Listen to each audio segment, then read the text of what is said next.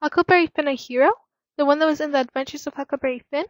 Yes, that one. Although Huckleberry Finn was nowhere near perfect, and although maybe some wouldn't even consider him a hero, Huckleberry Finn went through a hero's journey in this book, and one that was more than evident. Huckleberry Finn began as a boy that was a little selfish, a little rebellious, and a lot abused. From Miss Watson's criticisms to his father's whippings, it is safe to say that Huckleberry Finn didn't have the easiest life. When he ran away, he thought he would do as he wanted, and when he met Jim, he thought it would just use him out to get where he needed to go, since Huckleberry decided that what was right for him would be right. However, the journey changed him. He not only began to care about what was right, but he also began to care that what people told him was right was not always so. Huckleberry Finn did the right thing in the end, and even though he thought he would be punished for it, he was ultimately rewarded. So, let's see the supposed journey I just described. But first, let's introduce some pivotal characters. There are the civilized people who took care of Huck, Miss Watson and the widow. Then there was the Huck user and abuser, Huck's father. Then there was the ultra-important runaway slave who went on this journey with Huck, Jim. Then there was the sneaky, imaginatively crazy Tom Sawyer, who considered every book on crime a Bible. Then there was the villainous, shady trickster fake royals, whose actions were pretty mean. But how are these characters integral to the story? Let's see. Huckleberry's journey starts in his ordinary world, or his life with the widow and the not-so-nice Miss Watson, who likes to make Huckleberry learn and read the Bible while threatening him with hell and making Huck hate religion. Sure, Miss Watson has the Bible on her side of what is right, but Huckleberry's journey will show him a new side of faith.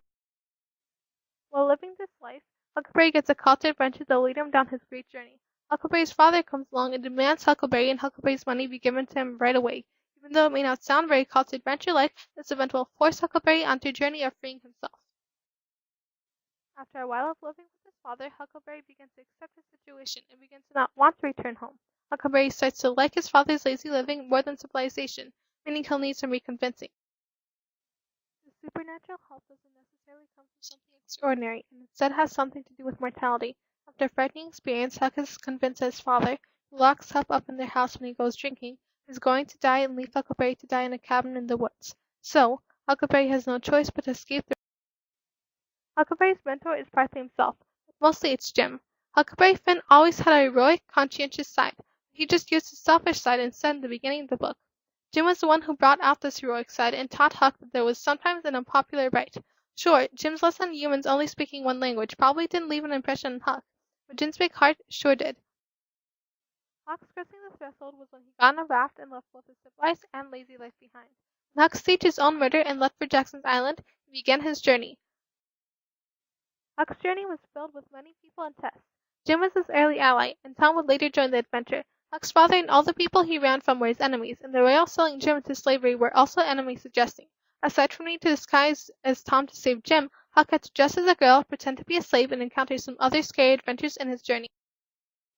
Huck's innermost cave was an internal debate of if he should turn Jim in. As Huck went through his adventures and helped Jim to become free, Huck began to feel guilty about helping a runaway slave steal a poor woman's property, when that same lady had only tried to care for Huck.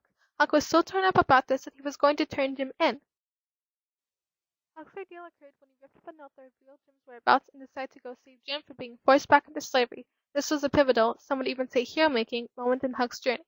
Sure, some might say that Huck only wanted to help Jim to help himself, but Huck thought he would go to hell for helping Jim. After weeks of unnecessary preparation, which Tom insisted on, Huck received the reward of freeing his friend, Jim. While the relief was temporary, the reward was still there. When Tom got hurt in the rescue, the resurrection occurred and forced Jim back into captivity to save Tom, as would be expected of the always heroic Jim. To add more fuel to this sea of flames, Aunt Polly, Tom's aunt, shows up and reveals everyone's identities.